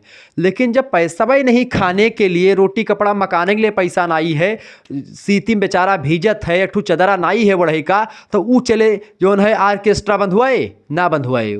कहने का मतलब ये है बेटा कि जब एक प्रकार से ये जो आय लोच होती है, इसका महत्व ये है कि विलासिता संबंधी वस्तुओं की मांग की लोच जो है अधिक होती है। पैसा खूब आएगा तो खूब विलास करेंगे, खूब भोग विलास करेंगे, पैसा नहीं आएगा तो कुछ नहीं करेंगे। तो जो विलासितापूर्ण वस्तुएं उनका आय लोच जो होती है बहुत ज़्यादा होती है, मतलब उसका मतलब घटोतरी बढ़ोतरी खूब होती है। ठीक है, लेकिन जो रोज़मर्रा की चीज़ें हैं उसमें कोई दिक्कत नहीं, परंतु दोनों में स्पष्ट अंतर करना बहुत कठिन है, क्योंकि आवश्यकताओं का वर्गीकरण स्वयं सापेक्षिक है। और एक वस्तु जो आय के एक स्तर पर आवश्यकता की वस्तु है, आय के दूसरे स्तर पर विलासिता की वस्तु बन सकती है कभी कभी। ठीक है, ये बात आप यानी मान लेते हैं आज जो आवश्यकता की वस्तु है कल विलासिता की बन सकती है। ठीक है, ये बात आप ध्यान रखेंगे। जैसे मान लेते हैं घर में आपको खाने के लिए नहीं है और आप एसी लगवा करके, आपका बप्पा आपके पिताजी के पास एक जो बढ़िया साल नहीं है ओढ़ने के लिए, और आप बढ़िया ग्लोबर लगा कर घर में बैठ करके और पैर सेक रहे हो, अपने बप्पा को नहीं सेकने दे रहे हो, तो विलासितापूर्ण चीज़ें हो जाएंगी उस समय वो। ठीक है, यानी पहले आप की रिक्वायरमेंट क्या है कि अपने बप्पा को ला करके साल दो एक ठू ओढ़ें। ठीक है, फिर उसके बाद में आप ग्लोबर खरीदो। तो यानी कि जो वरीयता है वो आप किसको देनी है ये डिपेंड करता है इस पर। अगला प्रश्न आ चुका है बेटा, प्रश्न उपयोगिता क्या होती है। उपयोगिता सापेक्षिक होती है। एक ऐसी वस्तु जो किसी व्यक्ति की आवश्यकता को तुष्ट करती है वह उसके लिए उपयोगी होती है। यदि वह वस्तु किसी दूसरे व्यक्ति की आवश्यकता की तुष्टि नहीं करती तो वह वस्तु उस व्यक्ति के लिए उपयोगी नहीं होती है। जैसे मान लेते हैं इकोनॉमिक्स आप पढ़ रहे हैं, अब इकोनॉमिक्स का पेपर कल या परसों लगा है, तब आपके लिए ये वीडियो उपयोगी है, लेकिन जिसका कल पेपर हिंदी का है उसके लिए तो ये कूड़ा बेकार है ना, कूड़े के समान है ये, उसके लिए तो कोई अर्थ का नहीं है। ठीक है, समझ रहे हैं ना बेटा। तो यही चीज़ मैं समझाने का प्रयास कर रहा हूँ। उपयोगिता जो होती है वो किसी समय विशेष में किसी के लिए हो सकती है और वही चीज़ें किसी दूसरे के लिए उपयोगी नहीं हो सकती हैं, यही चीज़ कही जा रही है। संक्षेप में कहा जा सकता है कि जो वस्तु किसी भी आवश्यकता को जितना अधिक संतुष्ट कर सके उसमें उपयोगिता का गुण उतना ही अधिक होगा। जो वस्तु आवश्यकता की तुष्टि जितनी कम करेगी उतनी ही उसकी कम उपयोगिता होगी। ठीक है, जैसे सुबह के समय में चाय की बड़ी आवश्यकता होती है। ठीक है, या एक प्रकार से शाम की मीटिंग में जो व्यक्ति दारू पीता है उसको दारू की बड़ी आवश्यकता होती, तो उस समय उसके लिए दारू बड़ी उपयोगी होती है। जैसे इस समय इकोनॉमिक्स की क्लास आपके लिए बहुत उपयोगी है। तो इस तरीके से आप समझ सकते हो उपयोगिता क्या होती है। आगे बढ़ें। अगला क्वेश्चन आ चुका है, पूर्ण प्रतियोगिता बाजार क्या होता है। प्रोफेसर फर्ग्यूसन और क्रेप कहते हैं कि एक उद्योग पूर्ण प्रतियोगिता वाला तब होता है जब समस्त बाजार की तुलना में प्रत्येक क्रेता और विक्रेता इतना छोटा होता है कि वह अपनी खरीद अथवा उत्पादन में परिवर्तन करके बाजार कीमत को प्रभावित नहीं कर सकता है। यानी बाजार में बहुत सारे लोग हैं, बहुत सारे मतलब दुकानें, तो उसमें कोई दिक्कत नहीं। इस प्रकार स्पष्ट है कि पूर्ण प्रतियोगिता बाजार की वह स्थिति है जिसमें क्रेता और विक्रेता बड़ी संख्या में वस्तु का विनिमय यानी आदान प्रदान करते हैं। उनको बाजार की अवस्था का पूर्ण ज्ञान होता है तथा कीमत की प्रवृत्ति समस्त बाजार में एक समान होती, सबका कीमत एक होता है, कीमत में घटोतरी बढ़ोतरी नहीं होती है। तो ये होता है आपका पूर्ण प्रतियोगिता बाजार। अगला प्रश्न, साम्य से आप क्या समझते हैं। देखिए साम्य क्या होता है। वो साम्य नहीं आ जा साम्य जो आप लोग ऐसे ऐसे करने लगी तुरंत, वो साम्य नहीं पुष्पा वाला बेटा। ठीक है, वो जो क्या नाम है रश्मिका मंधाना जो डांस करती हैं वो वाला साम्य नहीं। ठीक है, तो किस साम्य की बात हो रही है यहाँ पर। ये साम्य जो है आपका ये बराबर वाला साम्य है। ठीक है, तो साम्य से आप क्या समझते हैं। बहुत सारे बच्चे इंटर में काफ़ी देखने को मिलता है कि लिख करके आते हैं भाई इससे आपका क्या तात्पर्य है, तो लिख देते हैं बहुत बढ़िया इससे हमारा ये तात्पर्य है। ऐसे एक बार कापी लिखने के लिए समय आया तो मैं कक्षा 8 या 9 में था, तो कापी अभी चेक नहीं होती थी स्कूल में, तो उसमें जो बच्चे सबसे तेज वही में होता था कि भाई, तो अधिकतर बच्चे हमारी कापी देख करके पीछे लिखते थे। तो हम कहे चलो आज जो है अब की बार करते हैं मौज मस्ती थोड़ा सा, तो लिखे जैसे लिखा था किसी में अंतर पूछा गया था, तो हम लिखे इसमें ज़मीन आसमान का अंतर है। जिस तरीके से सूर्य चंद्रमा में अंतर है उसी तरीके से इन दोनों में अंतर है। जिस तरीके से आकाश पाताल का अंतर है, जिस तरीके से जो है समुद्र और नदी में अंतर है, जिस तरीके से वायु और जल में अंतर है, ठीक इसी प्रकार से इसमें भी अंतर है। ठीक है, मतलब इतना बढ़ा चढ़ा करके यही सब अंतर वही लिख दिया, मतलब कम से कम 8-10 लाइन में यही सब लिखा। तो सौभाग्य से गुरुजी ने कापी भी चेक कर दिया उस समय, देखे सबको बुलाया और अधिकतर 4-5 लड़कों ने इकट्ठे हमारे समय छापा था। गुरुजी को पता लग गया कि जो है शुक्लवे का सब देखे होंगे, बुलाए हमको, 4 डंडा मारे गुरुजी, कहीं नहीं कापी लिखते हो। टेस्ट चल रहा था, हाँ सॉरी भूल गए, टेस्ट चल रहा था, अच्छा 8 की बात है, टेस्ट चल रहा था। टेस्ट में मैंने ऐसे लिखा था, तो टेस्ट में जितने भी आप हमारी सब नकल करते थे तो उसी दिन के बाद में बच्चे हमारे कापी में से देख करके नहीं लिखते थे, और फिर हम बढ़िया 50 में 48-46 ऐसे नंबर पाते थे, क्लास में फर्स्ट रहते थे। ठीक है, ये चीज़ें होती थी। तो साम्य का क्या अर्थ है। इक्विलिब्रियम, साम्य शब्द लैटिन भाषा के 2 शब्दों से मिलकर के बना है, एक्यूस और लिबरा। एक्यूस का मतलब होता है समान और लिबरा शब्द का मतलब होता है साम्य। इस प्रकार संतुलन शब्द का शाब्दिक अर्थ है समान या साम्य। सामान्य रूप से साम्य का अर्थ विश्राम की स्थिति होती है। साम्य की स्थिति उस दशा को कहते हैं जब किसी वस्तु पर काम करने वाली विरोधी शक्तियां इस प्रकार एक दूसरे के साथ संतुलित हो जाती हैं कि उस वस्तु में किसी प्रकार का परिवर्तन नहीं होता है। आर्थिक साम्य की गति का पूर्ण अभाव नहीं होता, क्योंकि यदि किसी देश की आर्थिक प्रणाली में गति का पूर्ण अभाव यानी कमी हो जाए तो वह आर्थिक प्रणाली स्वतः ही खत्म हो जाएगी, नष्ट हो जाएगी। आर्थिक साम्य की आवश्यक शर्त यह है कि आर्थिक साम्य में गति होनी चाहिए, लेकिन इस गति की दर में किसी प्रकार का परिवर्तन नहीं होना चाहिए। ये साम्य की स्थिति होती है। ठीक है, आगे बढ़ते हैं। कीमत प्रभाव क्या होती है। कीमत प्रभाव किसे कहते हैं। देखिए, किसी एक वस्तु की कीमत में परिवर्तन होने पर जबकि दूसरी वस्तु की कीमत पर और आय स्तर पर स्थिर रहती, मतलब किसी एक वस्तु की कीमत में परिवर्तन हो गया, बाकी वस्तुएं वैसी ही रहती, स्थिर रहती। उपभोक्ता की मांग में जो परिवर्तन होता है उसे कीमत प्रभाव कहते हैं। यदि मान लेते हैं कि उपभोक्ता 2 वस्तुएं, खास करके एक वस्तु का नाम है X और एक का नाम है Y का उपयोग करना चाहता है, और वस्तु Y जो है उसकी कीमत स्थिर रहती है। Y की कीमत 10 रुपये पहले थी, आज भी 10 रुपये है, लेकिन X की कीमत पहले 10 रुपये थी, अब उसकी कीमत बढ़ करके जो है मान लेते हैं कि 15 रुपये हो गई है। तो जो ₹15 वाली वस्तु इसको लोग खरीदेंगे नहीं खरीदेंगे। तो y की कीमत स्थिर रहती है तथा वस्तु x की कीमत पहले से कम हो जाती है। मान लेते हैं इसकी कीमत कम, यहाँ पर ज़्यादा मैंने बता दिया, कम मान लेते हैं इसकी कीमत ₹8 हो जाती है x की, और y जो है वो ₹10 में ही रहती है, ये 8 में हो जाती है। ठीक है, तो उपभोक्ता उतनी ही आय से वस्तु x को अधिक क्रय कर सकेगा। यानी कि उपभोक्ता उतनी ही आय से क्या होगा, x वस्तु को अधिक क्रय कर सकेगा। यानी कि ₹8 में एक प्रकार से वो जो है 10 की वस्तु को ₹8 में खरीदेगा, उसके पास दो एक्स्ट्रा बचेगा, उसका भी x वाली मात्रा ले लेगा। ऐसी स्थिति में उपभोक्ता की कीमत रेखा दाईं ओर घटेगी और ऊंचे तटस्थता वक्र को स्पर्श करेगी। उपभोक्ता का संतुलन बिंदु ऊंचे तटस्थता वक्र पर स्थिर होने के कारण से संतोष का स्तर बढ़ जाएगा। इस तरीके से एक प्रकार से वस्तुएं थोड़ा सा और बिकेंगी। ठीक है, ये बात आप, यानी कि कीमत परिवर्तन और वस्तु की रिक्वायरमेंट, यानी कि डिमांड एंड सप्लाई दोनों एक दूसरे के जो है पूरक होते हैं। डिमांड और सप्लाई का नियम लगातार चलता रहता है। अगला क्वेश्चन आपकी स्क्रीन पर आ चुका, फटाफट से आप देखने का प्रयास करेंगे। प्रश्न आ चुका, मांग को प्रभावित करने वाले तत्व कौन कौन से हैं बताएं। तो मांग को प्रभावित करने वाले तत्व कई सारे हैं। पहला आपका जनसंख्या का आकार और संरचना। जनसंख्या का आकार और संरचना कैसी है, ये मांग को प्रभावित करता है कि किसी एरिया में किस चीज़ की मांग कितना ज़्यादा होगी, कैसे होगी। दूसरी बात, आय का वितरण कैसा है, आय का बंटवारा कैसे हुआ है। तीसरी बात, वस्तु की अपनी कीमत। ठीक है, वस्तु की अपनी कीमत कैसी है, ये भी डिपेंड करती है बेटा कि वस्तु की कीमत कैसी घटती बढ़ती है। इसके अलावा संबंधित वस्तुओं की कीमतें कैसी हैं, उससे ऐसे मान लेते हैं कि आप मोटरसाइकिल खरीद रहे हैं तो उससे पेट्रोल का रेट कैसा, तो वो भी मांग को मतलब डिफाइन करता है। उपभोक्ता की आय क्या है, यानी जो खरीदार है उसकी कमाता कितना है। कीमत परिवर्तन की संभावनाएं कितनी है। उपभोक्ता की रुचियां और प्राथमिकताएं क्या है। उपभोक्ता मान लेते हैं अब शादी करने के लिए वो गया है, तो भाई शादी उसकी हो रही तो भाई वो मुकुट खरीदेगा जो उस पर लगाते हैं, मौर खरीदेगा, ठीक है, शेरवानी लेगा, तो उपभोक्ता भाई उसकी रिक्वायरमेंट है तो खरीदेगा। तो उपभोक्ता की रुचियां और प्राथमिकताएं जो होंगी उसको वरीयता देगा। व्यापार चक्र की अवस्था कैसी है, बचत करने की प्रवृत्ति उसके अंदर कितनी है, संयुक्त मांग वाली वस्तुओं के मूल्य में परिवर्तन कितना हुआ है। ये सब एक प्रकार से प्रभावित करते हैं मांग को, ये बात आप ध्यान रखेंगे। क्लियर। जैसे लगन के महीने में सोने चांदी का रेट ऑटोमेटिक बढ़ जाता है, ठीक है, क्यों, चूँकि डिमांड ज़्यादा हो जाती है। डिमांड बढ़ने से वस्तु का रेट भी बढ़ जाता है और वस्तु के रेट में कमी आने से डिमांड भी बढ़ जाती है। ठीक है, अब इस समय खरवास चल रहा है, 14 को खरवास उतरेगा, तो अभी तो थोड़ा सा रेट सस्ता होगा सब्जी वब्जी का भी, लेकिन जैसे खरवास 14 को उतरेगा, 15 से आप देखेंगे जो 15 जनवरी से तुरंत स्टार्ट हो जाएगा बेटा क्या, रेट महंगा होना शुरू हो जाएगा हर एक वस्तुओं का, चूँकि लगन लग जाएगी।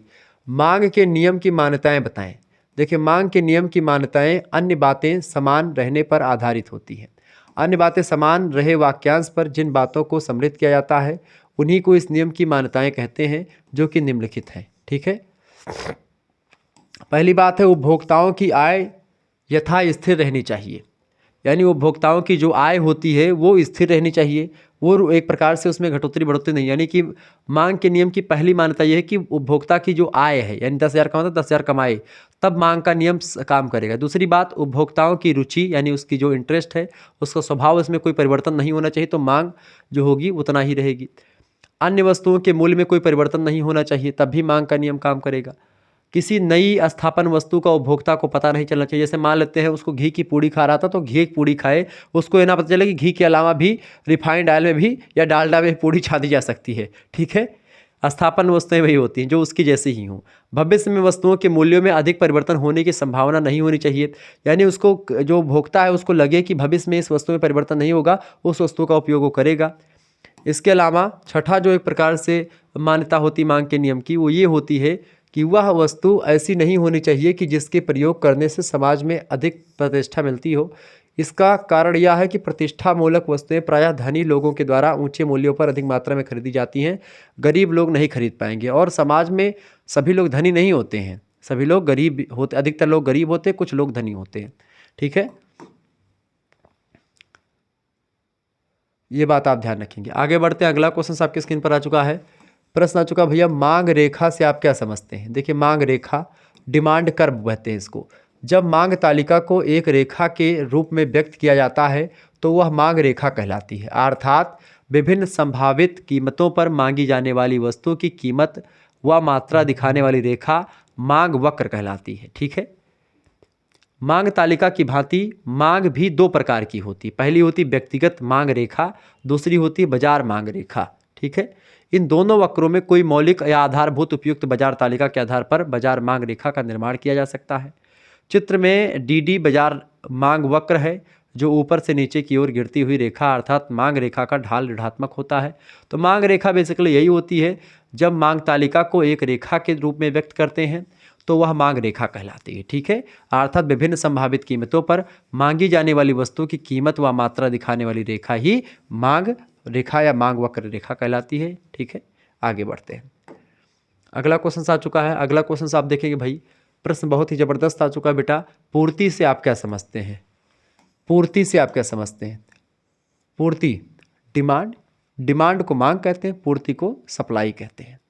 तो भाई जब डिमांड होगी तो सप्लाई तो आपको देना ही पड़ेगा। ठीक है, पूर्ति तालिका के आधार पर पूर्ति रेखा प्राप्त की जा सकती है।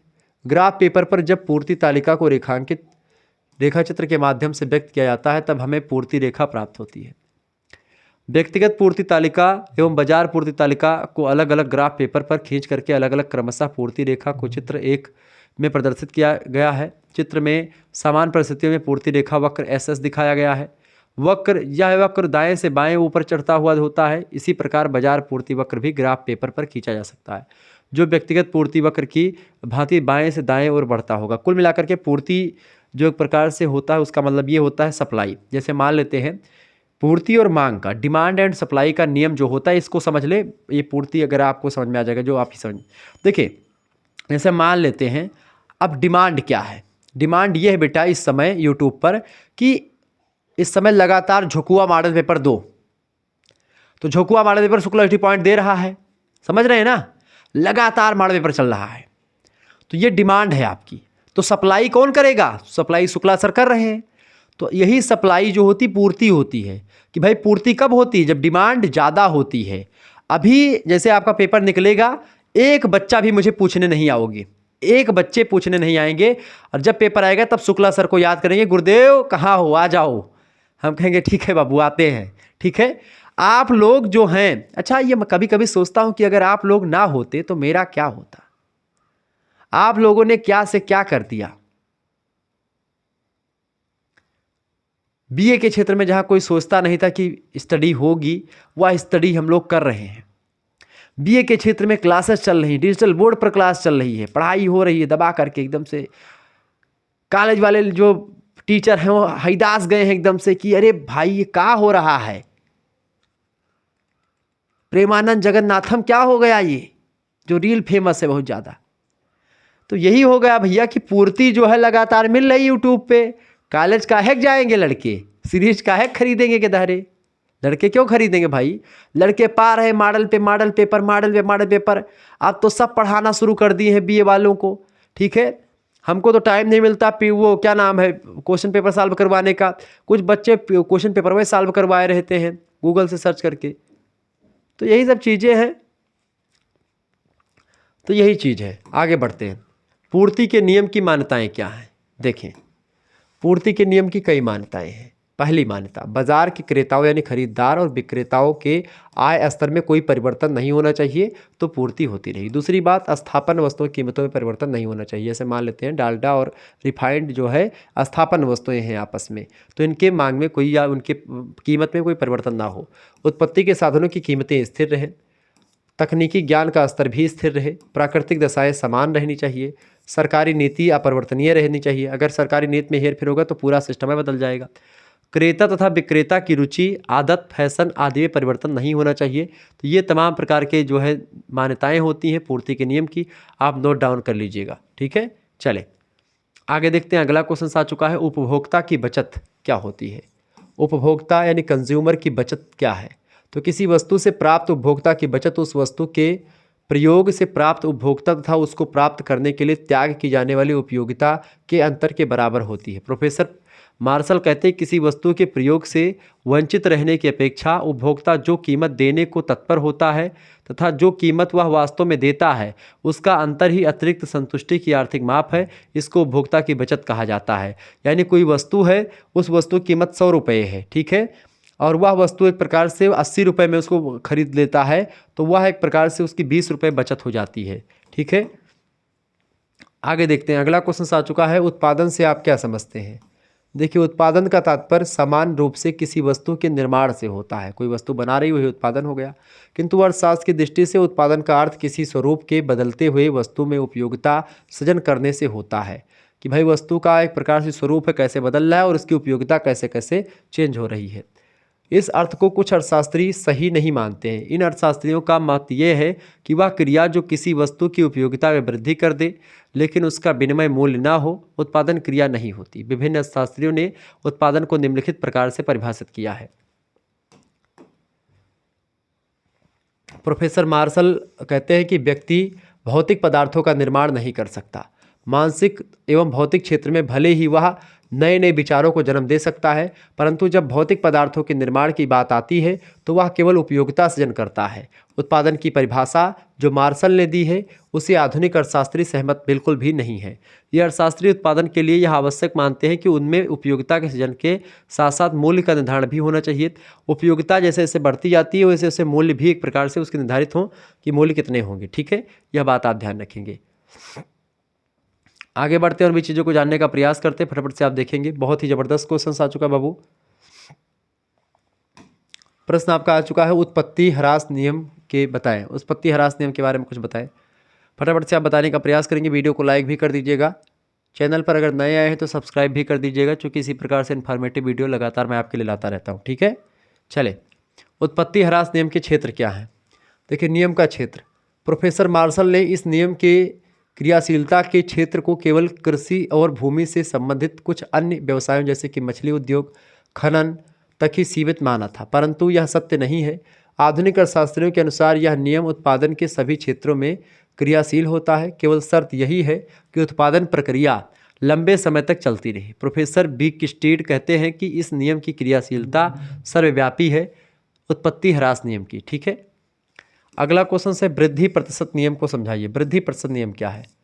देखिए, क्रमागत उत्पत्ति वृद्धि नियम उत्पादन की प्रतिफल की उस अवस्था की ओर संकेत करती है जबकि उत्पत्ति के साधनों के अतिरिक्त इकाइयों के प्रयोग से उत्पादन में अनुपात से अधिक वृद्धि होती है।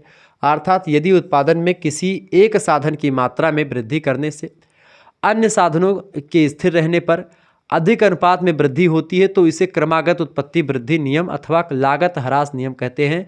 यानी मान लेते हैं कि किसी एक साधन की मात्रा में वृद्धि कर दी जाए और किसी एक साधन की मात्रा में मतलब वो स्थिर रहे, तो अधिक अनुपात में जो वृद्धि होती है उसे ही क्रमागत उत्पत्ति वृद्धि नियम या लागत ह्रास नियम के नाम से जाना जाता है। उत्पत्ति ह्रास नियम की परिभाषा को स्पष्ट कीजिए। देखिए, उत्पत्ति ह्रास नियम की अवधारणा निम्नलिखित है। प्रोफेसर मार्शल कहते हैं कि यदि कृषि कला में उन्नति ना हो तो भूमि तथा कृषि में लगी हुई श्रम तथा पूंजी की मात्रा में वृद्धि होने पर कुल संपत्ति के में साधारणता अनुपात में कम वृद्धि होती है। यानी कहने का मतलब कि अगर कृषि कला में उन्नति नहीं है और भूमि तथा कृषि में लगी हुई जो श्रम संख्या है यानी जो काम करने लोग हैं पूर्ति की में वृद्धि होने पर कुल संपत्ति में साधारण अनुपात में कम वृद्धि होती है। यानी कहने का मतलब कि अगर तकनीकी का विकास ना हो, उन किस्म के बीजों का विकास ना हो तो लोग जो उसमें लगे हुए हैं उनको प्रॉफिट नहीं होगा। ठीक है, बेनहम कहते हैं कि साधनों के संयोग से जब किसी एक साधन के अनुपात में वृद्धि की जाती है तो एक समय के पश्चात इस साधन में सीमांत तथा औसत उत्पत्ति घटने लगती है। तीसरे विद्वान है सिल्वरमैन, कहते हैं कि एक निश्चित बिंदु के पश्चात उत्पादनों में लगे हुए श्रम और पूंजी की मात्रा में वृद्धि करने से उत्पादन में कम वृद्धि होती है। यानी कि अगर मान लेते हैं एक निश्चित बिंदु के पश्चात उत्पादन में जो लगे श्रम है और पूंजी है उनकी मात्रा अगर बढ़ा देंगे तो उत्पादन में कम वृद्धि होगी। ठीक है, ज़्यादा वृद्धि होने की संभावना कम रहती है। तो यही होता है उत्पत्ति ह्रास का नियम। अगला क्वेश्चन साहब, यानी कि मान लेते हैं कि उत्पादन आप अपने मन से मतलब संख्या बढ़ाने से उत्पादन में बढ़ोतरी उतना नहीं होती है। अगला क्वेश्चन है, सम उत्पाद रेखा से आप क्या समझते हैं। सम उत्पाद रेखा साधनों के ऐसे विभिन्न संयोगों का प्रतिनिधित्व करता है जिनसे उत्पादन यानी निर्गत की समान मात्रा प्राप्त होती है। अतः इन संयोगों के बीच उत्पादन तटस्थ का अनुभव करता है और इसी कारण से सम उत्पाद रेखा को उत्पादन तटस्थता वक्र की संज्ञा भी दी जाती है। तो सम उत्पाद रेखा जो होता है साधनों के ऐसे विभिन्न संयोगों का प्रतिनिधित्व करता है जिनसे उत्पादन यानी जो निर्गत होती है उसकी समान मात्रा प्राप्त होती है। सम उत्पाद वक्र की दो मान्यताएं बताएं। पहली मान्यता है सम उत्पादन के दो साधन और दूसरी है स्थिर तकनीक। सम उत्पाद रेखाओं की पहली मान्यता है उत्पादन के दो साधन, यानी इन रेखाओं को खींचते समय सरलता के लिए यह मान लिया जाता है कि उत्पादन के केवल दो साधन ही किसी वस्तु का उत्पादन करने के लिए प्रयोग किए जाते हैं, दो साधन। दूसरी बात, यह मान लिया जाता है कि उत्पादन तकनीक पहले से हमको जानकारी में है और वह स्थिर है, ठीक है, वो बदलने वाली नहीं है। ऐसे में समुत्पाद वक्र जो होता है ये काम करता है। अगला क्वेश्चन आपके स्क्रीन पर आ चुका है भाई, समुत्पाद वक्र की दो विशेषताएं बताएं या विशेषताएं बताएं। समुत्पाद रेखाओं का ढलान ऊपर से नीचे की ओर होता है, पहली विशेषता। तो समुत्पाद वक्र की विशेषताएं क्या होती हैं? समुत्पाद रेखाओं का ढलान ऊपर से नीचे की ओर होता है। दूसरी बात, समुत्पाद वक्र मूल बिंदु से प्रति उन्नतोदर होता है, मतलब मूल बिंदु के प्रति उन्नतोदर होता है, बढ़ने की दिशा में होता है। समुत्पाद रेखाएं कभी एक दूसरे को नहीं काटती हैं और समुत्पाद रेखा जितनी ऊंची होती है उतनी ही अधिक उत्पादन मात्रा को प्रकट करते हैं। समुत्पाद रेखा अगर जितनी ऊंची होगी उतनी ही उत्पादन की मात्रा को दिखाएगी, ठीक है। आगे बढ़ते हैं, अगला क्वेश्चन आपकी स्क्रीन पर आ चुका है, फटाफट से आप देखने का प्रयास करें। बहुत ही बढ़िया क्वेश्चन आ चुका है बेटा, बहुत ही ज़बरदस्त तरीके से आप चीज़ों को जान पाएंगे। चले, प्रश्न आ चुका, अंतर्राष्ट्रीय व्यापार से आपका क्या आशय है? International trade. अंतर्राष्ट्रीय व्यापार के अर्थ को समझने के पूर्व हमारे लिए यह आवश्यक है कि हम पहले व्यापार यानी ट्रेड के अर्थ को समझ लें। साधारण शब्दों में व्यापार से तात्पर्य वस्तुओं के क्रय विक्रय से होता है, वस्तुओं के आदान प्रदान से होता है, बेचने खरीदने से होता है। वस्तु विनिमय मतलब कि वस्तु का आदान प्रदान करना। एक वस्तु देकर के दूसरी वस्तु ले लें वो भी विनिमय होती है, वस्तु को देकर के पैसा ले लें वो भी विनिमय होता है। तो वस्तु विनिमय को ही व्यापार के नाम से पुकारते हैं। यदि कोई भी व्यक्ति 5 रुपये प्रति किलोग्राम की दर से कोई चीज़ खरीद ले और उसे 6 रुपये प्रति किलो की दर से उसको बेच दे तो इसे व्यापार कहेंगे, यानी 1 रुपये की प्रॉफिट उसको हो गई 1 किलो के पीछे। परंतु यह व्यापार का संकुचित अर्थ हुआ, यानी केवल ये व्यापार का एक संकुचित अर्थ हुआ, एक बड़ा अर्थ नहीं हुआ। विस्तृत अर्थ में व्यापार के अंतर्गत वे समस्त आर्थिक क्रियाएं आती हैं जिनसे समाज में उत्पादित वस्तुओं के उपयोग हेतु वितरण किया जाता है। इसके अंतर्गत उन समस्त मानवीय आर्थिक क्रियाओं का समावेश होता है जो वस्तुओं के उत्पादन से वितरण तक की जाती हैं, मतलब उत्पादन और उसको बेचना या फैलाना, उसका वितरण करना। इतना होने पर भी अत्यंत सरल शब्दों में यह कह सकते हैं कि वस्तुओं का विनिमय ही व्यापार है, वस्तुओं का आदान प्रदान ही व्यापार है। अब चाहे वह विनिमय किसी भी प्रकार से किया गया हो कि क्यों ना हो। इस प्रकार विभिन्न राष्ट्रों के बीच होने वाले व्यापार को अंतर्राष्ट्रीय व्यापार कहते हैं। यानी जब दो देशों के बीच में यही वस्तुओं का आदान प्रदान होता है, वस्तुओं का विनिमय होता है, तो उसी को अंतर्राष्ट्रीय व्यापार कहते हैं, ठीक है। दो देशों के बीच में होने वाले व्यापार को अंतर्राष्ट्रीय व्यापार कहा जाता है। अंतर्राष्ट्रीय व्यापार के तुलनात्मक लाभ बताएं, क्या लाभ होता है इसका? अंतर्राष्ट्रीय व्यापार के कई लाभ है। पहला लाभ है अंतर्राष्ट्रीय व्यापार के कारण देश को विशिष्टीकरण प्राप्त हुआ है। दूसरी बात, स्पर्धा और मूल्य में कमी हुई है। भौगोलिक या प्रादेशिक श्रम विभाजन रहता है। इस व्यापार से अधिक सहयोग की भावना को बढ़ावा मिलता है। इसके अलावा वस्तुओं और सेवाओं की कीमत में समानता की प्रवृत्ति होती है और नई नई चीज़ों को हम जान पाते, समझ पाते हैं, नई नई वस्तुओं को हम समझ पाते हैं। तो तमाम प्रकार के लाभ होते हैं अंतर्राष्ट्रीय व्यापार से। अंतर्राष्ट्रीय व्यापार में क्या क्या बाधा उत्पन्न होती है?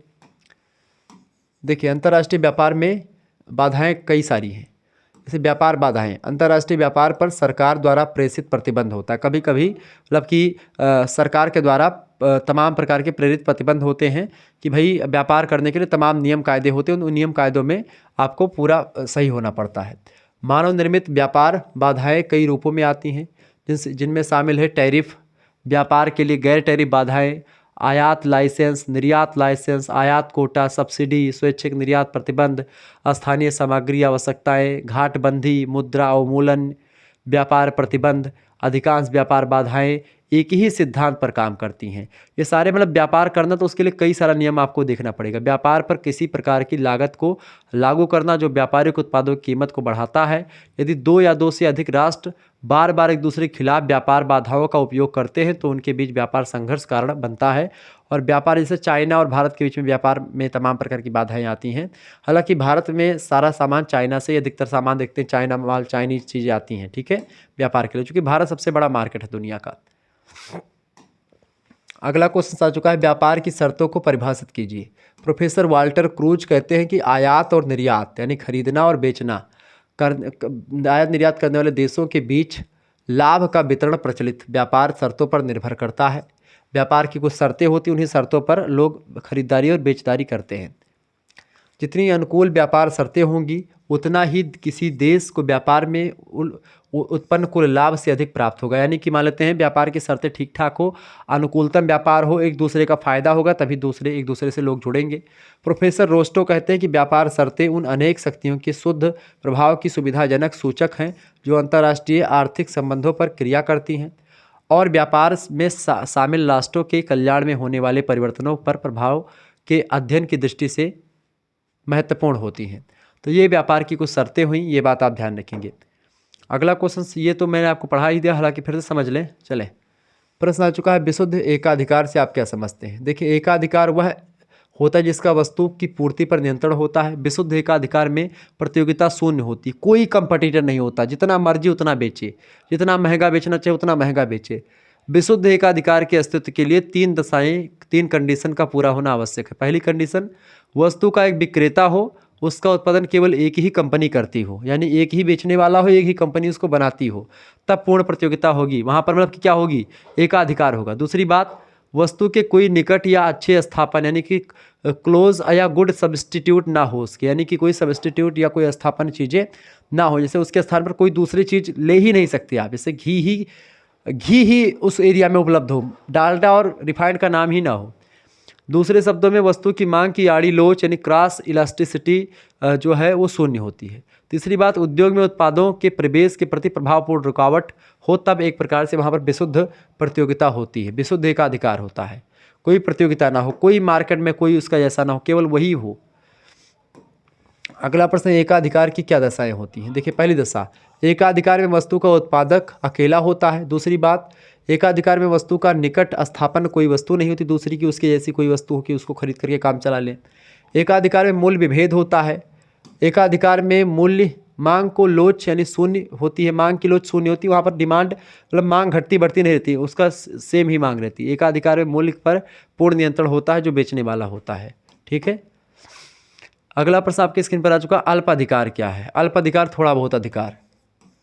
देखिए, अल्प अधिकार का अर्थ होता है, अल्प अधिकार अंग्रेजी के जो है ओलिगोपॉली शब्द का हिंदी रूपांतरण है, ग्रीक भाषा के ओलिगियो जिसका कुछ अर्थ होता है कुछ या थोड़ा, अथवा पोलियन जिसका अर्थ होता है बेचना, दो शब्दों को मिलकर के बनाया गया है। इस प्रकार अल्पाधिकार का अर्थ होता है थोड़े विक्रेताओं में प्रतियोगिता, यानी कि कम प्रतियोगिता, कई बाजार नहीं, 4-5 दुकानें हैं। प्रोफेसर मैचलस के शब्दों में अल्पाधिकार कुछ विक्रेताओं में प्रतियोगिता की स्थिति जिनमें से प्रत्येक एक दूसरे की प्रतियोगिताओं से जागरूक हो।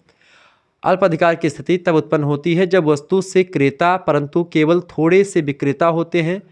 बहुत से विक्रेता मतलब खरीदार बहुत सारे होते हैं लेकिन बेचने वाले बहुत कम होते हैं, अल्पाधिकार कहा जाता है। अल्पाधिकार अथवा कुछ विक्रेताओं के बीच प्रतियोगिता तब होगी जब उद्योग में समरूप वस्तु उत्पादन करने वाली अथवा उसके समीपी स्थापन वस्तुओं का उत्पादन करने वाली फर्मों की अल्प संख्या होती है।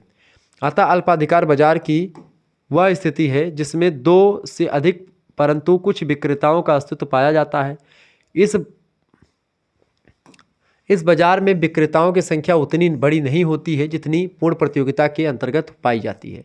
मायर्स नाम के एक अर्थशास्त्री कहते हैं कि अल्पाधिकार बाजार की उस अवस्था को कहते हैं जहां विक्रेताओं की संख्या इतनी कम होती है कि प्रत्येक विक्रेता की पूर्ति का बाजार में मूल्य पर प्रभाव पड़ता है और ज़्यादा खरीदार होते, बेचने वाले बहुत कम होते, तो ऐसे भी मूल्य कभी कभी घटता बढ़ता रहता है। प्रत्येक विक्रेता इस बात को जानता है कि श्रीमती जॉन रॉबिन्सन कहती हैं कि यह एकाधिकार तथा प्रतियोगिता की मध्यवर्ती स्थिति होती है, यानी एकाधिकार और प्रतियोगिता की एक बीच का स्तर होता है जिसमें विक्रेताओं की संख्या एक से अधिक हो सकती है परंतु इतनी बड़ी नहीं होती कि बाजार मूल्य पर किसी एक के प्रभाव को नगण्य बना दे।